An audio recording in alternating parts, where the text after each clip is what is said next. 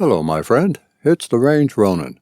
I sure appreciate you joining me for another At the Range chapter in the Range Ronin Chronicles. I sincerely hope that you enjoy it.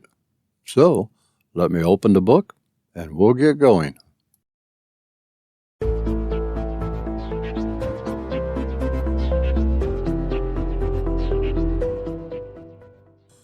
There would be no doubt, given the size and weight of the G25 over the G42, that this is a soft shooter of the .380 ACP cartridge, and, as compared to shooting the G42, I would have better control over the G25, given that its size is comparable to my G19 and G23.